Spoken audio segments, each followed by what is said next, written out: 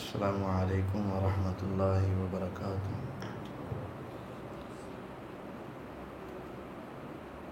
نحمدہ ونصلی علی رسولہ الکریم، اما بعد۔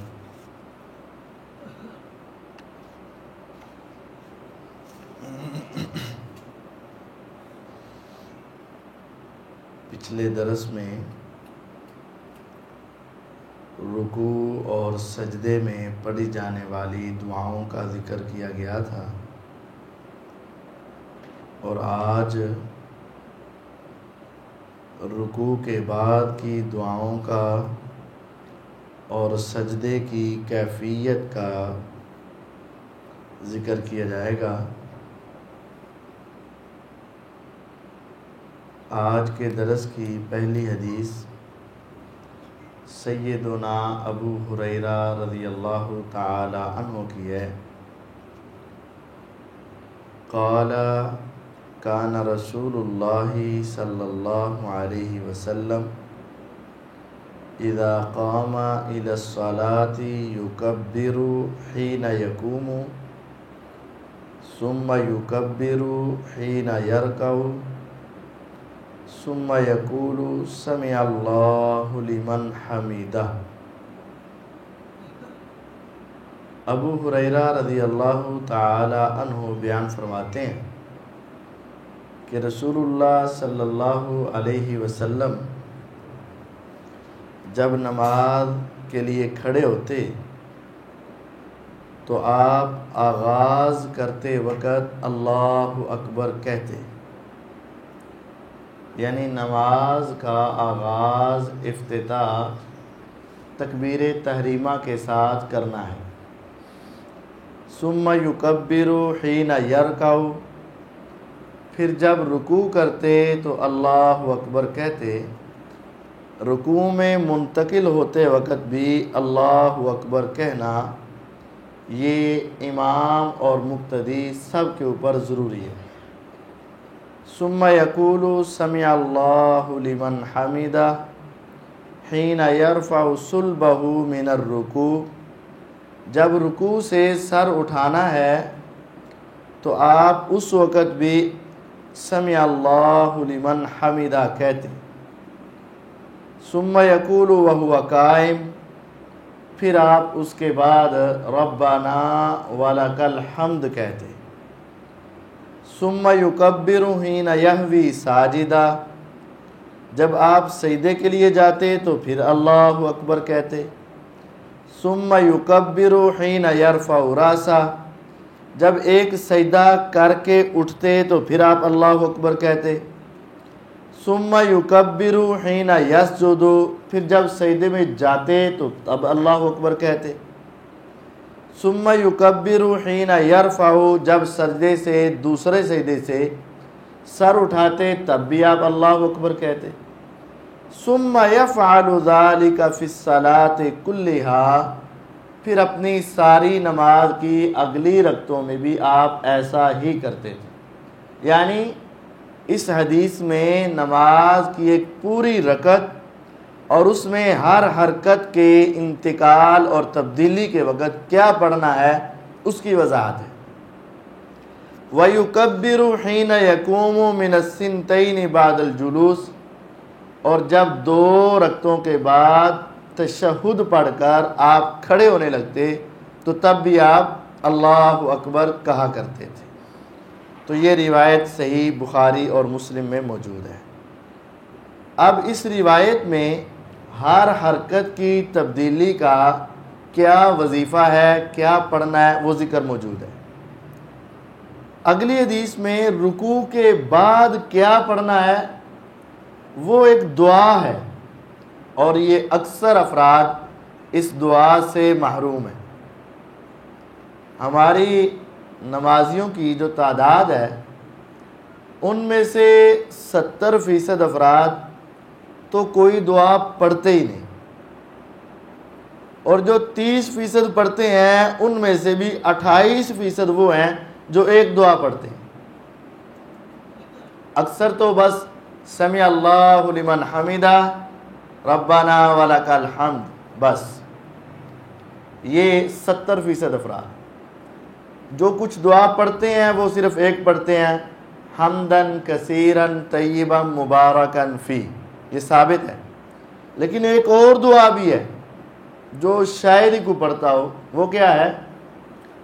سیدنا ابو سعید خدری رضی اللہ تعالی عنہ فرماتے ہیں، کان رسول اللہ صلی اللہ علیہ وسلم اذا رفع رأسہ من الرکوع، رسول اللہ صلی اللہ علیہ وسلم جب رکوع سے سر اٹھاتے تو آپ یہ دعا پڑھتے، اللہم ربنا لک الحمد ملء السماوات والارض وملء ما شئت من شیء بعد اہل الثناء والمجد احق ما قال العبد وکلنا لک عبد اللہم لا مانع لما اعطیت ولا معطی لما منعت ولا ينفع ذا الجد منک الجد۔ یہ دعا بھی آپ رکوع سے اٹھ کر سجدے سے پہلے پڑھا کرتے تھے۔ اب یہ دعا بہت عظیم دعا ہے، لیکن اکثریت بلکہ کہیں کہ افراد کو آتی نہیں، چند ایک گنتی کے افراد ہوں گے جن کو اس دعا کا پتہ ہے، اور یہ حدیث صحیح مسلم کے اندر موجود ہے، 477 نمبر حدیث۔ اللہم ربنا لک الحمد، اے ہمارے رب ساری تعریفیں تیرے ہی لیے، ملء السماوات والارض، اتنی تعریفیں کہ جن کے ساتھ آسمان اور زمین بھر جائے، وہ ساری تعریفیں، اور صرف آسمان زمین نہیں، وَمِلْءَ مَا شِئْتَ مِنْ شَيْءٍ بَعْدٍ، ہمیں تو سب سے بڑی آسمان و زمین کا خلا اور فضا نظر آتی ہے، ان کے بعد جس چیز کو اے اللہ تو بھرنا چاہے تو بھر لے، اتنی مرتبہ تیری تعریف کے کلمات ہیں۔ اہل الثناء والمجد، اے اللہ تو بڑی تعریف والا ہے اور بڑی شانوں والا ہے۔ احق ما قال العبد، اے اللہ جو میں تعریف کے کلمات کہہ رہا ہوں تو سب سے زیادہ ان کلمات کی تعریفات کا حقدار ہے۔ وَكُلُّنَا لَكَ عَبْدٌ، اور ہم سبھی تیرے غلام اور تیرے بندے ہیں۔ اللہم لا مانع لما اعطیت، اے اللہ جو تو دے دے اس کو دنیا کا کوئی انسان روک نہیں سکتا، ولا معطی لما منعت، اور جو تو روکنے والا ہو تو اسے کوئی دے سکتا نہیں، ولا ينفع ذا الجد منک الجد، اور روز قیامت کسی بزرگی والے کو اس کا بزرگ ہونا تیرے سامنے فائدہ نہیں دے گا۔ دنیا کے اندر انسان اپنا کارڈ دکھاتا ہے، فائدہ ہو جاتا ہے، اپنا تعارف کرواتا ہے، فائدہ ہو جاتا ہے، اپنی شناخت کرواتا ہے، کوئی ریفرنس دیتا ہے، فائدہ ہو جاتا ہے، لیکن اے اللہ تیرے سامنے کسی کی چلے گی نہیں چلے گی۔ تو یہ دعا اگر ہم پڑھنا شروع کر دیں تو پھر ہمارے رکوع کے بعد ہمیں کھڑا ہونا پڑے گا، پھر ہمیں رکوع کے بعد کھڑا ہونا پڑے گا، لیکن اکثر لوگ رکوع کے فوراً بعد سجدے میں چلے جاتے ہیں۔ اگر یہ دعا پڑھی جائے تو پھر سجدہ جلدی نہیں ہوگا۔ اب سجدے کے لیے جانا ہے تو سجدہ کرنا کیسے؟ وعن ابن عباس رضی اللہ تعالی عنہما قال قال رسول اللہ صلی اللہ علیہ وسلم امرت ان اسجد علی 7 اعظم، رسول اللہ صلی اللہ علیہ وسلم نے فرمایا مجھے حکم دیا گیا ہے، پیغمبر علیہ السلام کہہ رہے ہیں مجھے حکم دیا گیا ہے، تو آپ کو حکم کس نے دیا؟ اللہ تعالیٰ نے۔ آپ کو دین کے بارے میں حکم کوئی اور انسان دے سکتا ہے؟ حتیٰ کہ آپ کو تو کوئی فرشتہ بھی حکم نہیں دے سکتا۔ تو دین کے مسئلے میں آپ کو حکم دیا گیا تو کون دے رہا ہے؟ اللہ تعالیٰ۔ مجھے حکم دیا گیا ان اسجد علی 7 اعظم، کہ میں سجدہ کروں 7 ہڈیوں پر۔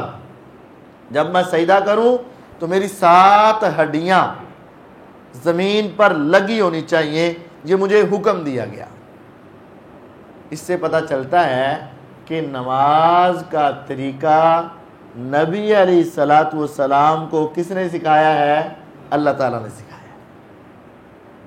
تو جب اللہ تعالیٰ اسپیشل طور پر نماز کا طریقہ اپنے پیغمبر کو سکھا رہے ہیں اور نبی علیہ السلام اپنے صحابہ کو سکھا رہے ہیں، تو پھر اس کا مطلب یہ ہے کہ یہ بڑا اہم کام ہے اور ہمیں پوری نماز کا طریقہ سیکھنا چاہیے۔ 7 ہڈیوں پر سجدہ کرنے کا حکم دیا گیا۔ پہلی ہڈی الجبہہ، اپنی پیشانی پر، اور ساتھ ہی آپ نے اشارہ اپنے ناک کی طرف بھی کر دیا۔ اصل میں یہ ایک ہی ہے، چونکہ اکٹھے ہی ہے۔ اس طرح یہ رخسار ہیں، یہ ہے، یہ اکٹھے تھے، تو آپ نے اشارہ کر دیا اپنی پیشانی اور ناک پر، اس کو ایک شمار کیا گیا۔ والیدین، اور 2 ہاتھ، 2 ہاتھ اور ایک یہ، 3 ہو گئے۔ والرکبتین، اور دونوں گھٹنے، 5 ہو گئے۔ واطراف القدمین، اور پاؤں کے اگلے کنارے، یہ 7 ہو گئے۔ سجدے کے اندر 7 چیزوں کا زمین پر لگا ہونا ضروری ہے۔ متفق علیہ، یہ حدیث صحیح بخاری اور صحیح مسلم کے اندر موجود ہے۔ اب غلطی یہ ہوتی ہے، ہمارے کچھ بھائی سجدہ کرتے ہیں تو ناک زمین پر نہیں لگا ہوتا، اور کچھ بھائی سجدہ کرتے ہیں تو پیچھے سے پاؤں زمین سے تھوڑے سے اٹھے ہوتے ہیں۔ اگر یہ اٹھ گئے تو ان کا سجدہ ناقص ہے، اور اگر سجدہ ناقص ہے تو نماز ہی ناقص ہے۔ تو یہ سجدے کا طریقہ، 7 اعضاء زمین پر لگ جائیں۔ اس سے اگلی حدیث میں بھی سجدے کا طریقہ، وعن ابن بحینہ رضی اللہ عنہ ان النبی صلی اللہ علیہ وسلم، عبداللہ بن بحینہ رضی اللہ عنہ فرماتے ہیں کہ نبی صلی اللہ علیہ وسلم اذا صلی و سجد، جب آپ نماز پڑھ رہے ہوتے اور سجدہ کرتے، فرج بین یدیہ، تو اپنے ہاتھوں کے درمیان فاصلہ رکھتے، یعنی بالکل ساتھ چہرے کے ملا کر آپ سجدہ نہیں کرتے۔ بعض لوگ اس طرح چہرے کے ارد گرد اپنے ہاتھ رکھ لیتے، ایسا نہیں۔ فرج بین یدیہ، جتنا ممکن ہو اپنا ہاتھ اتنا دور کر کے رکھتے،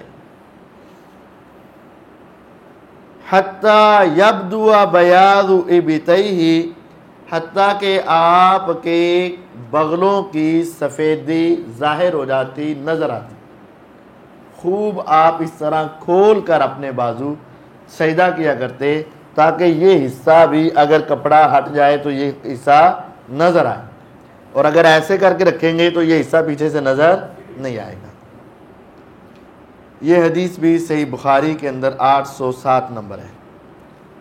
اسی طرح وعن البراء بن عازب رضی اللہ عنہ، براء بن عازب رضی اللہ عنہ فرماتے ہیں، قال رسول اللہ صلی اللہ علیہ وسلم، رسول اللہ صلی اللہ علیہ وسلم کا ارشاد گرامی ہے، اذا سجدت فضع کفیک وارفع مرفقیک، جب تم سجدہ کرو نا، اپنی ہتھیلیاں تو زمین پہ رکھو، لیکن اپنی کوہنیاں زمین سے اٹھا کے رکھو۔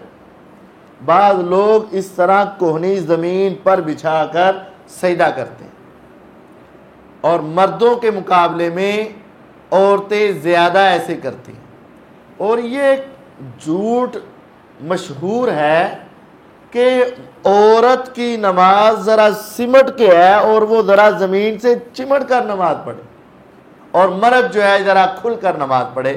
یہ ایک غلط ہے، غلط بات مشہور ہے۔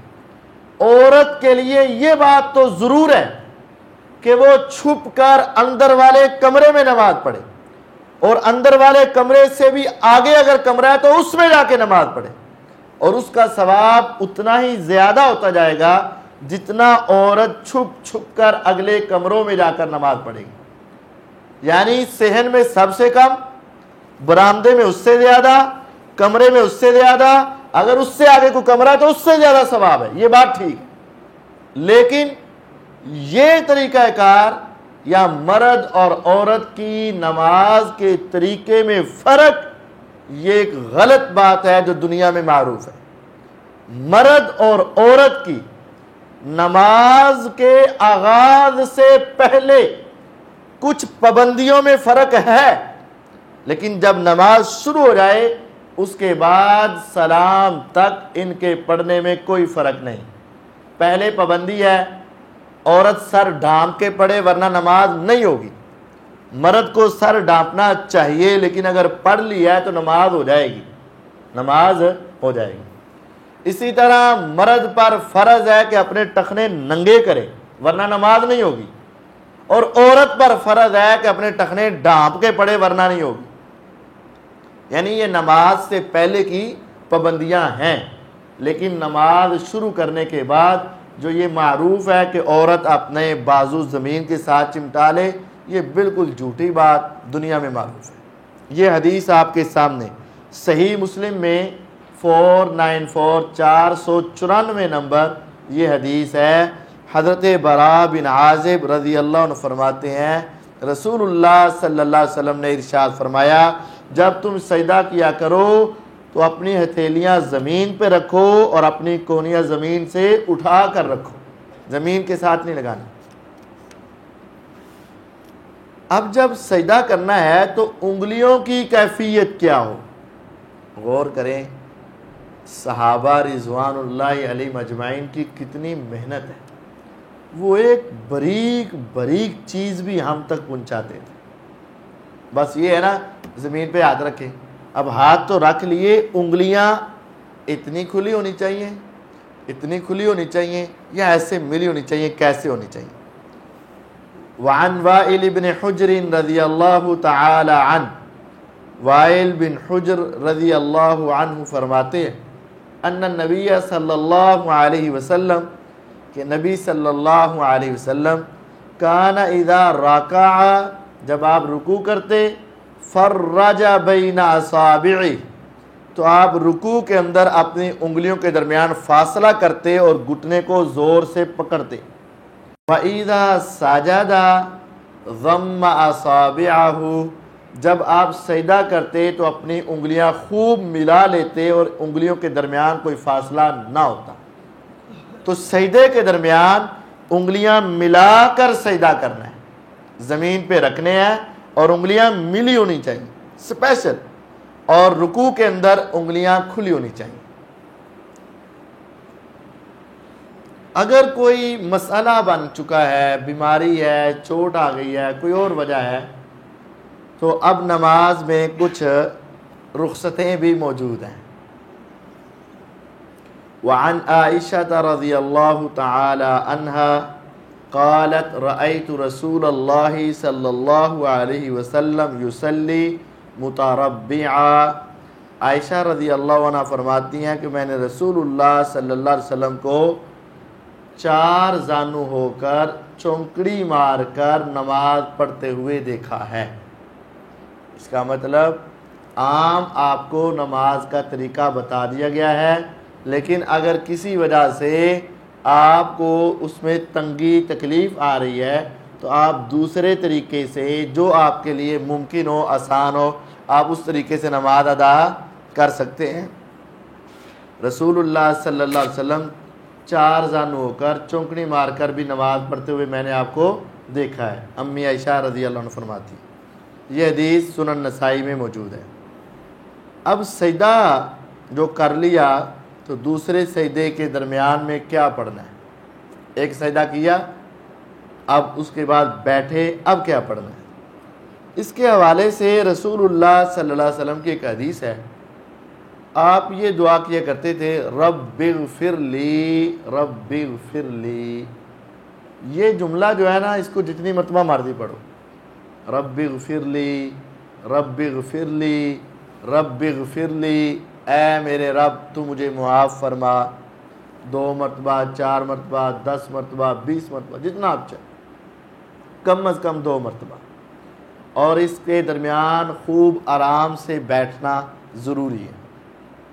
ایک دعا جو بڑی معروف ہے وہ سبھی پڑھتے بھی ہیں، اکثر پڑھتے بھی ہیں اور وہ یہاں بھی آئی ہیں۔ وعن ابن عباس رضی اللہ تعالی عنہما ان النبی صلی اللہ علیہ وسلم کان یقول بین السجدتین، نبی صلی اللہ علیہ وسلم دو سجدوں کے درمیان یہ دعا پڑھا کرتے تھے، اللہم اغفر لی وارحمنی واہدنی وعافنی وارزقنی، اے میرے رب مجھے معاف فرما، میرے اوپر رحم فرما، مجھے ہدایت دے رکھنا، مجھے صحت والی زندگی دینا اور مجھے رزق عطا فرما۔ یہ دعا ثابت ہے، لیکن اب یہ ایک مسئلہ سمجھ لیں۔ بسا اوقات ایک کام ہم کر رہے ہوتے ہیں اور وہ کئی سالوں سے کر رہے ہوتے ہیں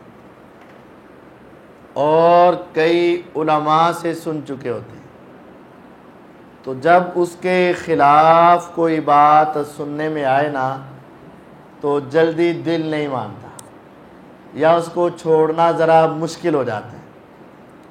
ایسا نہیں ہونا چاہیے، مزید تحقیق کر لینی چاہیے۔ یہ روایت جو ہے اس کے دو حصے ہیں، ایک ہے دعا اور ایک ہے دعا پڑھنے کی جگہ، دو باتیں ہوئی۔ ایک ہے یہ دعا اللہم اغفر لی وارحمنی واہدنی وعافنی وارزقنی، ایک ہے کہ یہ دعا پڑھنی کہاں ہے۔ اس کے بارے میں دو حدیثیں ہیں۔ جس حدیث میں یہ الفاظ ہیں کہ نبی صلی اللہ علیہ وسلم دو سجدوں کے درمیان میں پڑھتے تھے، یہ روایت سند کے اعتبار سے ضعیف ہے، کمزور ہے۔ دوسری روایت میں صحیح مسلم میں یہ حدیث ہے، وہاں صرف یہ ہے کہ نبی صلی اللہ علیہ وسلم اپنی نماز میں یہ دعا پڑھا کرتے تھے، اس میں جگہ، محل اور وقت نہیں بتایا گیا۔ اب جس جگہ پر یہ وقت بتایا گیا ہے جس حدیث میں، وہ روایت سند کے اعتبار سے ضعیف ہے۔ اب یہ دعا آپ پڑھ سکتے ہیں، لیکن آپ یہ دعا پڑھ سکتے ہیں لیکن سجدوں کے درمیان میں نہیں، بلکہ تشہد کے آخر میں۔ ایک حدیث میں آیا کہ نبی صلی اللہ علیہ وسلم نماز میں یہ دعا پڑھا کرتے تھے، ہم نے مان لیا ہم پڑھیں گے۔ اب کس جگہ پڑھتے تھے وہ کسی صحیح روایت میں نہیں آیا، تو ہم پھر وہ روایت دیکھیں گے۔ آپ نے فرمایا جب تم تشہد پڑھ لو، اس کے بعد جو دعا تمہیں پسند آئے وہ دعا پڑھ لیا کرو۔ تو ہمیں یہ دعا پسند ہے تو ہم یہ دعا تشہد کے آخر میں، جب آپ تشہد پڑھ لو اور آپ درود ابراہیمی پڑھ لو اور دعا اللہم انی اعوذ بک من عذاب القبر یہ دعا پڑھ لو، اس کے بعد پھر آپ یہ اللہم اغفر لی وارحمنی واہدنی وعافنی وارزقنی یہ بھی پڑھو، ربی جعلنی مقیم الصلاۃ پڑھو، ربنا آتنا فی الدنیا حسنہ پڑھو، جو دعا آپ کو یاد آتی ہے وہ پڑھو۔ لیکن یہ دعا دو سجدوں کے درمیان میں یہ دعا ثابت نہیں ہے۔ اس جگہ پر کیا پڑھنا چاہیے؟ رب اغفر لی، رب اغفر لی۔ اگر یہ الفاظ مشکل لگتے ہیں تو پھر یہ پڑھ لیے جائیں اللہم اغفر لی، اللہم اغفر لی، یہ دعا پڑھ لینی چاہیے۔ اب دو سجدے کر لیے، اب کھڑے کیسے ہونا ہے؟ دو سجدوں کے بعد کھڑا ہونے کی کیفیت۔ وعن مالک بن الحویرث رضی اللہ تعالی عنہ، مالک بن حویرث رضی اللہ عنہ سے روایت ہے ان النبی صلی اللہ علیہ وسلم قانت شہرا بعد انہ رأى النبی صلی اللہ علیہ وسلم یصلی فإذا كان في وتر من صلاته لم ينهض حتى يستوي قاعدا۔ نبی صلی اللہ علیہ وسلم کو میں نے دیکھا وہ نماز پڑھ رہے تھے، جب آپ اپنی نماز کی طاق رکعت میں ہوتے ہیں، نماز کی طاق رکعت، طاق پہلی ہوتی ہے اور تیسری ہوتی ہے عموماً، تو جب آپ نماز کی طاق رکعت میں ہوتے لم ینہض، تو آپ سیدھے کھڑے نہیں ہوتے، حتیٰ یستوی قاعدہ، حتیٰ کہ آپ سیدھے ہو کر بیٹھ جاتے پھر کھڑے ہوتے۔ بعد ہمارے دوست سجدہ کرتے ہیں تو اس کے بعد سیدھے ہی کھڑے ہو جاتے ہیں، اور سیدھے کھڑے ہونے میں ہاتھ بھی زمین پر نہیں لگاتے، بس اسی طرح اپنے پاؤں پر سیدھا کھڑا ہو جائے۔ یہ غلط ہے۔ یہ مالک بن حویرث رضی اللہ عنہ فرماتے ہیں، میں نے نبی صلی اللہ علیہ وسلم کو دیکھا جب آپ اپنی نماز کی طاق رکعت میں ہوتے تو آپ بیٹھ کر پھر کھڑے ہوتے، سیدھے کھڑے نہ ہوا کرتے تھے، تو بیٹھ کر کھڑے ہونا ہے۔ اب نماز کے اندر ہی ایک مسئلہ یہ بھی آتا ہے کہ قنوت، دعائے قنوت وہ کرنی ہے، کس موقع پر کرنی ہے اور کیسے کرنی ہے۔ اور ویسے بھی آج کل تو یہ مسئلہ ذرا زیادہ پیش آنے والا ہے، اب رمضان آنے والا ہے، سب نے وطر خصوصی طور پر پڑھنے ہیں، تو یہ پڑھ لیں اور یہ مسئلہ سمجھ لیں۔ قنوت کا لفظ کئی معنی میں آتا ہے۔ وَقُومُوا لِلَّهِ قَانِتِينَ، اللہ تعالیٰ کے لیے فرما بردار ہو کر بیٹھ جاؤ، کھڑے ہو جاؤ۔ قنوت کا معنی پوری توجہ سے اللہ کے سامنے کھڑے ہونا، یہ بھی ہوتا ہے۔ اور قنوت کا لفظ دو چیزوں پر بولا جاتا ہے، ایک ہے قنوت نازلہ اور ایک ہے قنوت وتر، ایک قنوت نازلہ اور ایک قنوت وتر۔ قنوت نازلہ، نازلہ کا معنی آنے والی، اترنے والی، تو مسلمانوں پر جو مصیبتیں، تکلیفیں، پریشانیاں اترتی ہیں، بیماریاں آتی ہیں، آفتیں آتی ہیں، ان بیماریوں آفتوں کو دور کرنے کے لیے، اللہ تعالیٰ سے دعا کرنے کے لیے جو اللہ تعالیٰ سے التجائیں کی جاتی ہیں، مانگا جاتا ہے، اس کو قنوت نازلہ کہتے ہیں، جو مسلمانوں کے حق میں ہوتی ہے اور کافروں کے خلاف ہوتی ہے۔ اور جو ہر روز وطروں کے اندر دعا پڑھی جاتی ہے وہ قنوت وطر ہوتی ہے۔ قنوت وطر صرف وطروں میں ہے، قنوت نازلہ ہر نماز میں، فجر میں بھی کی جا سکتی ہے، ظہر میں، عصر میں، مغرب میں، عشاء میں، ہر نماز میں۔ قنوت نازلہ فرضوں میں اور قنوت وطر نفلوں میں۔ قنوت نازلہ مستقل نہیں کر سکتے کہ ساری زندگی کرتے رہے، قنوت وطر سارا سال اور ساری زندگی کرتے رہے، کوئی حرج نہیں۔ قنوت نازلہ ہاتھ اٹھا کر رکوع کے بعد پڑھنی، اور قنوت وطر ہاتھ باندھ کر رکوع سے پہلے پڑھتے ہیں۔ فرق سمجھ لیں، قنوت نازلہ ہاتھ اٹھا کر رکوع کے بعد کرتے ہیں، اور قنوت وطر ہاتھ باندھ کر رکوع سے پہلے کرنا ہے۔ پہلے کیسے کرنا ہے؟ آپ نے وطر ادا کر رہے ہیں، اس وطر کے اندر آپ سورہ فاتحہ پڑھیں گے، کوئی اور سورت پڑھیں گے، اور اس کے بعد آپ تھوڑا سا وقفہ کر کے سانس لے کر آپ وہ دعا شروع کر دیں گے، اللہم اہدنی فی من ہدیت وعافنی فی من عافیت، بس یہ دعا پڑھنا شروع کر دیں۔ یہ قنوت وطر ہے۔ بعض لوگ جو ہمیشہ اس بات کے اوپر بڑا سخت اختلاف کرتے ہیں کہ بھئی ہم نے نماز میں رفع دین نہیں کرنا، اور بڑی سختی کرتے ہیں، اور جو کرے اس کے ساتھ ناراض ہوتے ہیں، لیکن خود جب وطر کی باری آتی ہے تو وہ دعائے قنوت سے پہلے خود رفع دین کر لیتے ہیں۔ یہ غلط ہے۔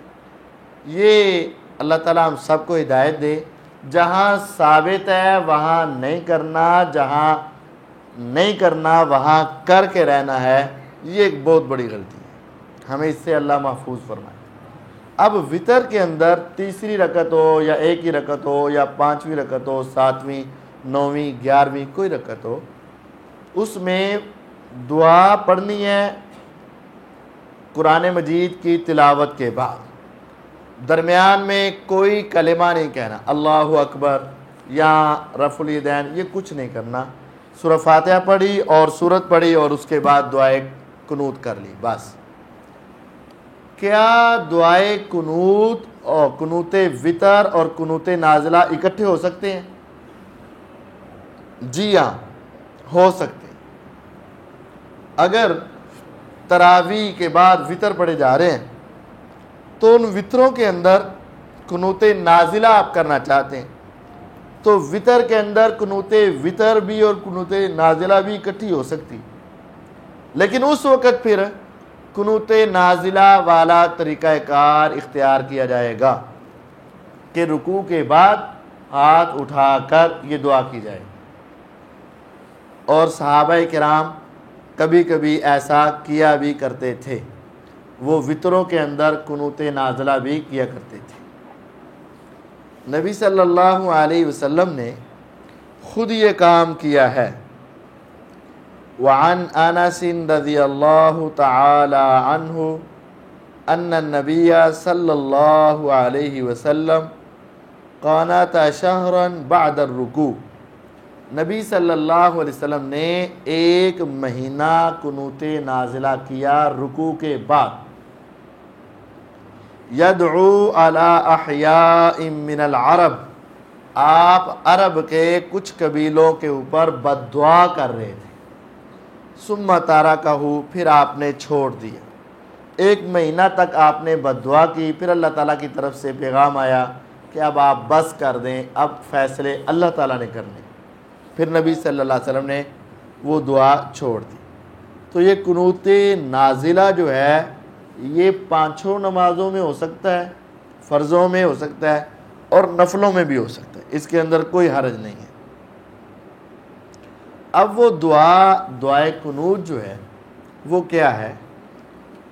حسن بن علی رضی اللہ تعالی عنہما فرماتے ہیں کہ علمنی رسول اللہ صلی اللہ علیہ وسلم، مجھے رسول اللہ صلی اللہ علیہ وسلم نے یہ دعا سکھائی کہ میں قنوت وطر میں یہ دعا پڑھا کروں، اللہم اہدنی فی من ہدیت وعافنی فی من عافیت وتولنی فی من تولیت وبارک لی فیما اعطیت وقنی شر ما قضیت فإنک تقضی ولا یقضى علیک انہ لا یذل من والیت تبارکت ربنا وتعالیت۔ لیکن دوسری روایات میں یہ لفظ بھی ہیں ولا یعز من آدیت تبارکت ربنا وتعالیت، اور نسائی کے اندر یہ الفاظ بھی ہیں وصلی اللہ علی النبی۔ تو یہ پوری دعا نبی صلی اللہ علیہ وسلم نے اپنے نواسے حسن بن علی رضی اللہ عنہ کو سکھائی تھی کہ آپ قنوت وطر میں یہ دعا پڑھا کریں۔ قنوت وطر میں یہ دعا ضروری نہیں ہے، دوسری دعا بھی ہے، اللہم انا نستعینک ونستغفرک ونؤمن بک ونتوکل علیک ونثنی علیک الخیر۔ اب یہ بات ایسے ہوئی ہے، 2 دعائیں ثابت ہیں، لیکن یہ ایک ضد بازی ہے جو کہ غلط ہے۔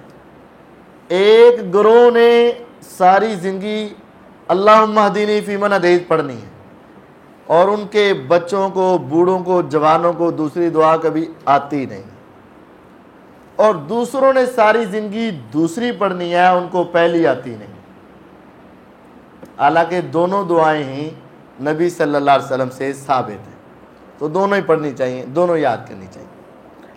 اچھا، اگر بسا اوقات کسی وجہ سے دعائے قنوت بھول گیا انسان یا جان بوجھ کے چھوڑ دی تو کیا وطر ہو جائیں گے؟ جی ہاں، وطر ہو جائیں گے۔ یہ دعائے قنوت پڑھنا فرض نہیں ہے، ضروری نہیں ہے، پڑھ لے تو بہتر ہے، نہ پڑھے تو وطر ہو جائیں گے، اس کے بغیر بھی وطر ہو جاتے ہیں۔ بسا اوقات یہ سوال پوچھا جاتا ہے کہ اگر دعائے قنوت رہ گئی ہے تو کیا سجدہ سہو کرنا پڑے گا؟ نہیں، سجدہ سہو نہیں کرنا پڑے گا۔ اگر پڑھ لی جائے تو ثواب زیادہ ہوگا، اگر نہیں پڑھی گئی تو ثواب کم ہو گیا، لیکن وطر ہو گئے۔ وطر میں ایسی کمی نہیں آئی کہ اب سجدہ کرنا پڑے یا وطر دوبارہ پڑھنے پڑے، ایسی کوئی کمی نہیں آئی۔ تو قنوت نازلہ جو میں نے آپ کو بھی بتایا کہ یہ کیا جا سکتا ہے، ہر نماز میں کیا جا سکتا ہے، لیکن فرق یہ ہے قنوت وطر سارا سال اور ساری زندگی کرنا ہے، اور قنوت نازلہ مستقل نہیں کر سکتے کہ ساری زندگی کا معمول بنا لیں، ایسا نہیں، ایسا کرنا بدعت ہوگا۔ یہ حدیث ہے۔